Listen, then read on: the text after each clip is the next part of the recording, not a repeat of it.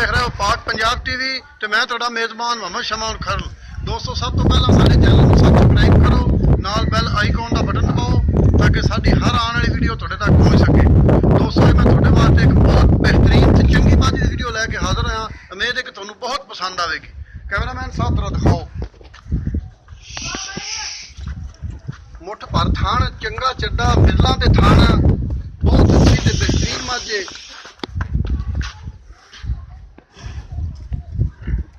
ਘਰ ਦੀ ਸਾਂਭੀ ਹੋਈ ਮੱਝ ਹੈ, ਬਰੀਕ ਚਮੜੀ ਦੀ ਚੰਗੀ ਮੱਝ, ਸੋਹਣੀ ਮੱਝ ਤੇ ਬੜੀ ਅਸੀਲ ਮੱਝ।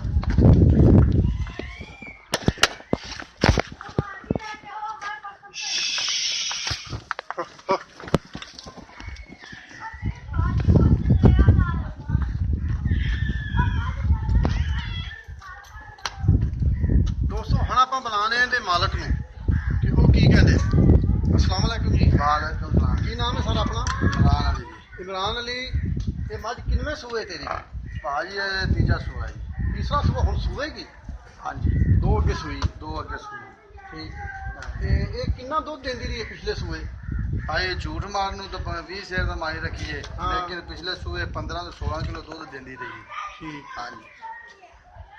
ते इहदी हुण कितनी कीमत है वो भी सानू फिर जरा दस दो। भाई इनकी कीमत मुल जी 2.5 लाख का करते पे कि और बंदा भी आंदा है। हाँ जी। लेकिन आप 2 लाख तो 25,000 की माही दे दें। ठीक। हाँ। दो पंजी दी दे दोगे? हाँ जी, दो ते पंजी। मजीद प्यार मुहब्बत विचों साडे नाल कर लेना, उस दोस्तां नाल करा देना। कौन इंशाल्लाह कहा।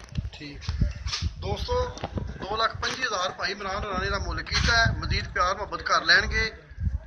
दूसरा साडा नंबर लग्या डिस्क्रिप्शन दे विच 0304 3099 539। मिलने अगली वीडियो ते। अल्लाह हाफिज़।